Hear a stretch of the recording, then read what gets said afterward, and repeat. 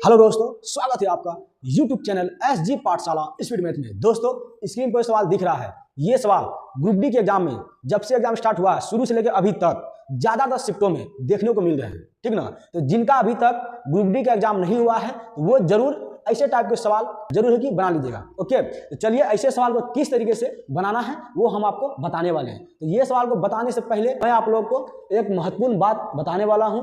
SG पाठशाला आदर्श children academy घोघा coaching में 12th का न्यू बैच स्टार्ट हो चुका है।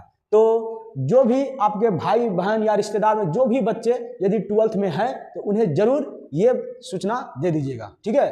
क्योंकि आपका एक मैसेज किसी बच्चे का फ्यूचर बना सकता है, तो इसलिए जरूर आप लोग सूचित कर दीजिएगा, ठीक है। चलिए, तो ऐसे सवाल यदि आप लोग के एग्जाम में दिखते हैं आपको किस तरीके से बनाना है यहाँ ध्यान दीजिएगा। देखिए, सवाल एक समचतुर्भुज है, ठीक है। ये 24 डिग्री एंगल दिया हुआ है, ठीक। और यहाँ पर क्या है 8x और 4x, ये दो कोण दिया है। तो ऐसे सवाल यदि आप लोग एग्जाम में दिखे तो क्या पूछ सकता है कि ये दोनों एंगल का योग कितना है, ये पूछ सकता है, या ये दोनों एंगल का अंतर डिफरेंस क्या है, ये आपसे पूछ सकता है। समझ गए। तो आपके एग्जाम में फिगर के साथ भी दे सकता है या नहीं तो लिख करके देगा, ठीक ना। चलिए, फिगर के साथ यदि दिया रहेगा कैसे बनाना है देखिए। हम ये कितना है 24 डिग्री है ना, और ये एंगल क्या है कितना है 8x और 4x है, ठीक। देखिए, यहाँ जो भी डिग्री रहेगा, जितना भी डिग्री रहेगा इसका दुगना ये दोनों एंगल के योग के बराबर होता है। समझ रहे हैं। यहाँ जो भी जितना भी डिग्री यहाँ दिया रहेगा, यहाँ 24 डिग्री है ना, 24 डिग्री का दुगना ये दोनों एंगल के योग के बराबर होता है, ठीक। ये दोनों एंगल के योग क्या हो गया 8x है और यहाँ 4x है ना। तो कितना हो जाएगा 12x हो जाएगा, होगा। चलिए 12x लिख लिए।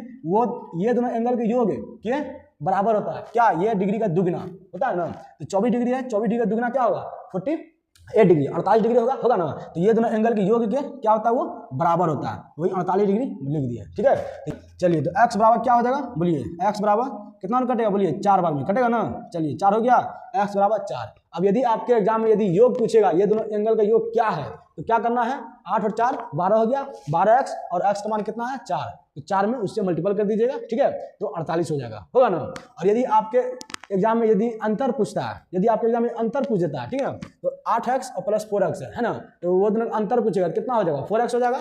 8x माइनस 4x करेंगे तो 4x होगा ना, बोलिए 4x और x का मान कितना आया है 4 आया है, बताइए। चलिए बैठा देते हैं क्या, 4 चौक 16 हो गया। तो ये हो गया आपका आंसर, ठीक। आपको एग्जाम में योग भी पूछ सकता है या अंतर भी पूछ सकता है, ठीक है। तो अंतर पूछेगा तो फटाक से घटाना है और 4x हो गया, x का मान जो रहेगा वो आपको पुट कर देना है, वही आपका आंसर हो जाएगा, ठीक है। चलिए, तो ऐसे सवाल और भी आप लोग जो है 3-4 को और भी बना लीजिएगा ताकि आप लोग एग्जाम में दिखेगा तो वहां पर आपको समय नहीं लगेगा, ठीक है। और देखते ही आप लोग फटाक से आंसर दे दीजिए।